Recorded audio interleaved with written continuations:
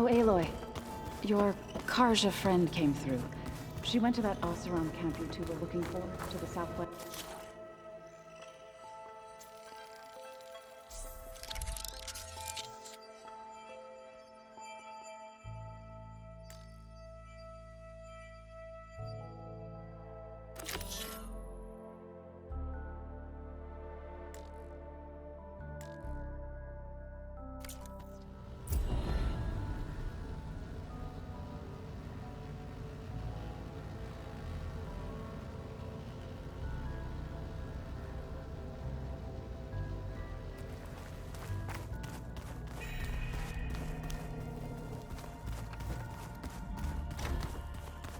Where have I seen this before?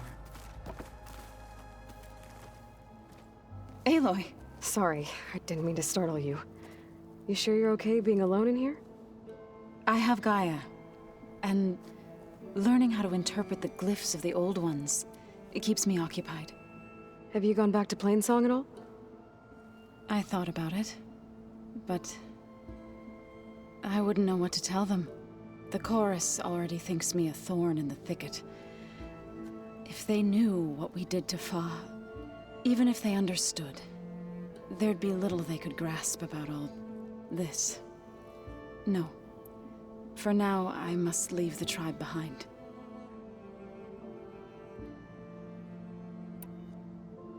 You mentioned you've been teaching yourself how to read? Yes. Gaia was kind enough to put together a list of glyphs used by the old ones.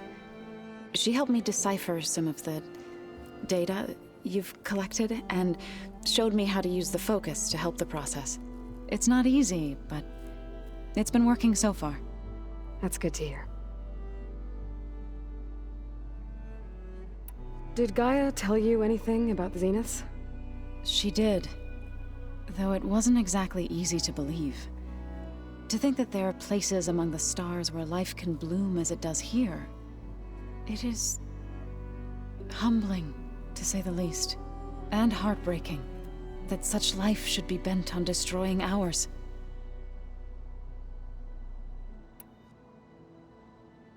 So, how does a tribe like the Utaru manage to maintain the peace with warriors like the Tenakth? By holding them off. When our fields bloomed aplenty, the Tenakth looked upon our lands with envy. But Plainsong's dishes provided sanctuary and high ground to keep invaders at bay. In the end, even the Tenakth saw sense in a truce. The Utaru promised to provide the Tenakth with food from our crops every year. In exchange, the Tenakth would relinquish one of their own, a veteran, to train the Utaru in combat. This custom was abandoned a few years after the derangement. But some veterans still remain in the plains. I believe I've met them already.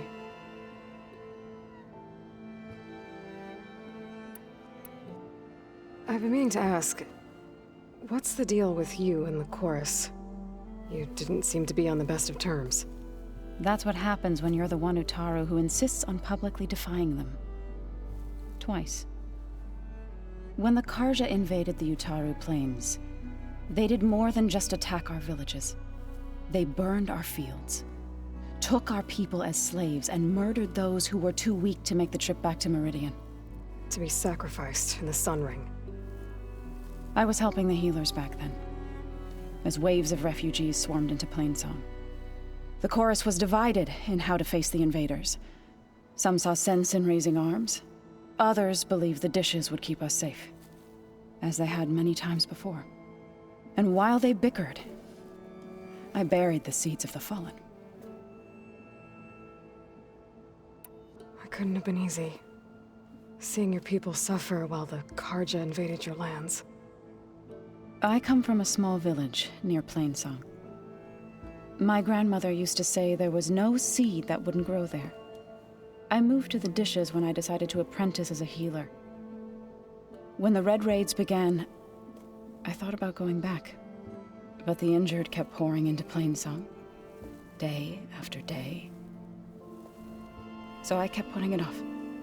One day, I woke up to hear a Karja raiding party had ransacked my village during the night. I rushed there with the healers to help the survivors, but there weren't any left. The smell of burning flesh haunts me to this day. I'm sorry, Zoe. I made it a point to appear before the chorus as soon as we returned, to demand that we take a stand against the invaders. I was denied.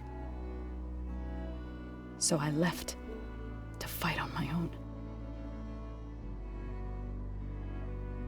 You said you set out to fight the Karja alone? I did. But it turned out I wasn't the only one. News of my disagreement with the chorus spread through the plains. Before I knew it, I had more than a dozen Utaru warriors ready to follow me into battle. We knew we couldn't take on the Karja armies head-on, but we also knew the lay of the land better than they did. We ambushed smaller raiding parties, sabotaged their supply lines, and hit their encampments at night. Sounds like you were a force to be reckoned with. Enough that the Tenakth took notice. When the clans began to push the Karja back east, they let us join their ranks. We chased the enemy all the way to Barren Light. You said you were at Barren Light when the Tenakth defeated the Karja?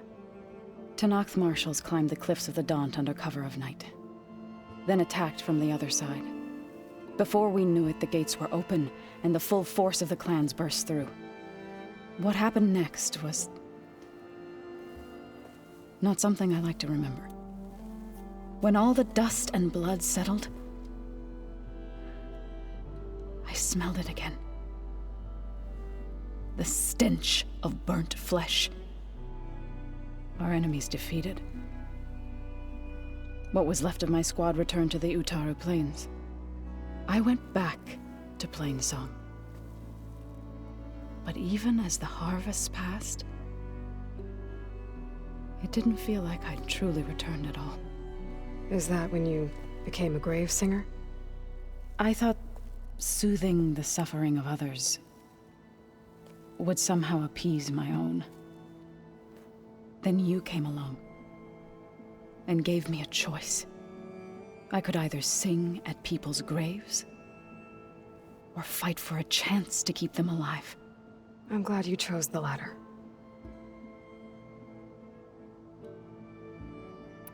You called yourself a grave singer.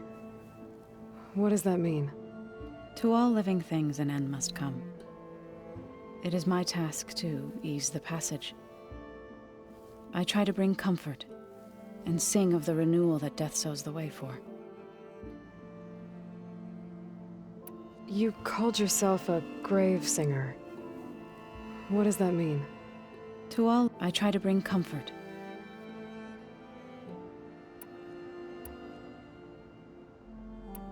Sounds like you met my friend Talana. Yes, the Karja Huntress. I haven't seen armor like hers since the Red Raids, but Varl tells me that she too suffered at the hands of the Mad Sun King. Yeah. She's one of the good ones. Trust me.